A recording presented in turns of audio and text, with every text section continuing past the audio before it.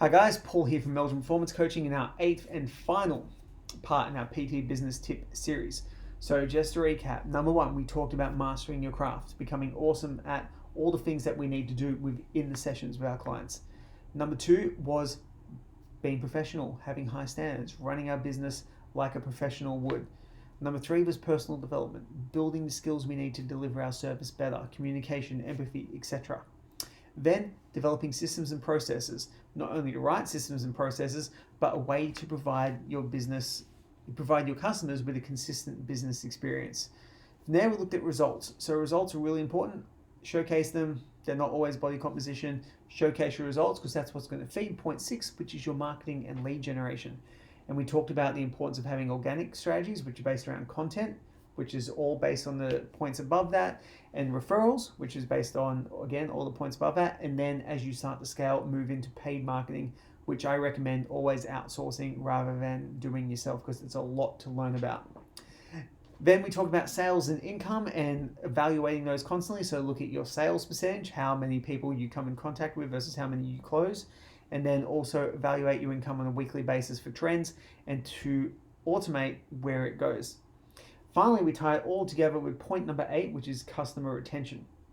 And with that, one of the things that I learned a long time ago, it didn't matter if you brought in 50 new appointments a month, if 49 of them left, your business only improved by one customer.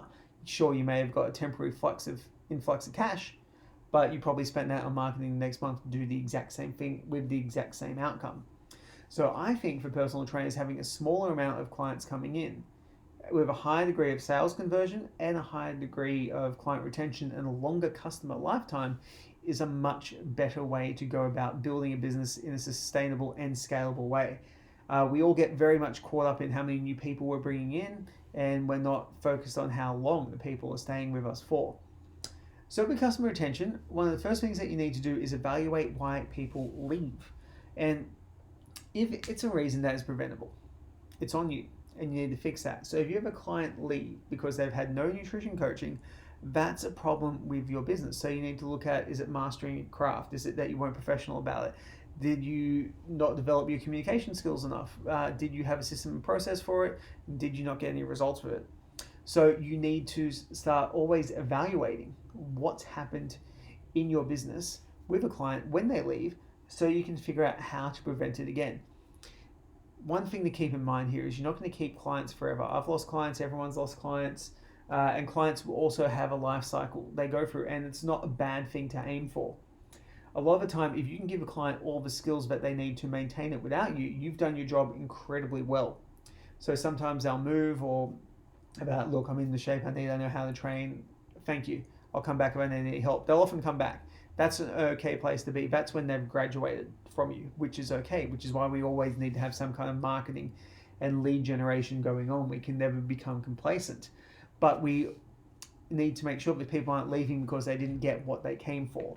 If someone leaves because they said, look, I've got everything I could possibly want out of this has been amazing, thank you, you've done a good job. If they leave because they're like, oh, I'm not too happy with this, you haven't done a good job at all, and that's something that needs to change. So some ways that you can improve your customer retention. The first one is creating some kind of community. People crave community. It's a fundamental human need to be connected to others. So building a community, whether it's digital on Facebook, group training environment, whatever, is really, really important to do. So having some degree of community and connection there to you and to other clients of yours is really, really useful to kind of creating that kind of tribe mentality. If you look at a sport like Brazilian Jiu-Jitsu, people become entrenched in the culture of Brazilian Jiu-Jitsu and the tribe type aspect of it. And once someone starts a club, they'll get to their Brazilian Jiu-Jitsu, 5 times a week, even if all their joints are broken off, they'll still be there training and rolling on the mats because it's not just about the class, it's about the community associated with it as well. So that's a really important thing to do. Customer retention, information, education. An informed customer is a customer that will get better results and will also stay with you longer. So look at how you deliver information to people, personal development. Make sure you deliver the correct information, mastering your craft, and that you do it at the right time and place, systems and processes to then get results. If you do that, people will stay for longer. Next one is future tense everything. So I've talked about in one of these previous podcasts and a previous podcast, that is have more faith in your clients than they have in themselves. With your clients, build expectations from them that are realistic but a stretch for what they can do, and use that to future tense your conversation. So a really good retention strategy is to always give people something to look forward to. So with training, what that could be is, all right, our next program, we're going to be focusing on, we've done a really good hypertrophy program, we should be here, then we're going to look at strength. Once we've done strength for this long, then we'll do a shred. How does that sound? And we'll go through that process. During the strength, we'll get like a 200 kilo deadlift. Shred will drop you down to 5% body fat, whatever it is. How do you feel about that? Oh, that sounds awesome, man.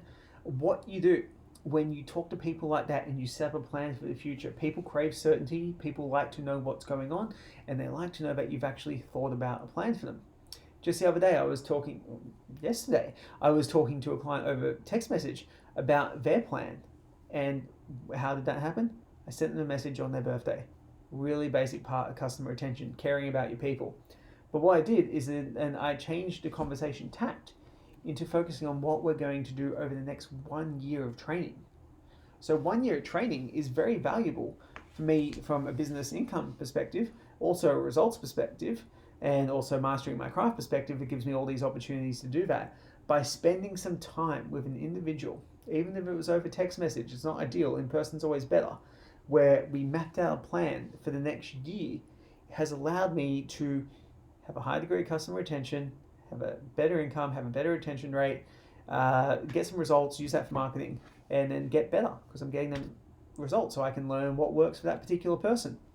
So customer retention is key to all this fitting together. So if you follow the 8 steps that we talked about, you work out how to be good at your craft. Do my program. You are professional. You develop yourself where you need to. You don't use social media as a sounding board for your own issues and complaints and grievances. You develop systems and processes. You get your clients results and you talk about it. You market them internally, externally, socially, whatever it is. You then learn that selling is not a bad idea, and you become better at closing people and helping the right people get into your business. You track your income, watch it go up, and then you retain your customers. It becomes a very simple process, very replicable process to building an awesome PT business. So guys, thank you for watching and listening to this podcast series. I hope you got a lot out of it. A lot more of these are coming up because I think presenting information in this way is quite useful, gives you a lot of stuff to think about. There'll also be blog posts associated with each of these podcasts so we can talk about, so you can actually read the content as well as just watch it and hear it. So we're really going to try and help everyone take this on board to get better results for their clients. Thanks heaps for watching, guys. Again, any questions, let me know. Speak to you soon.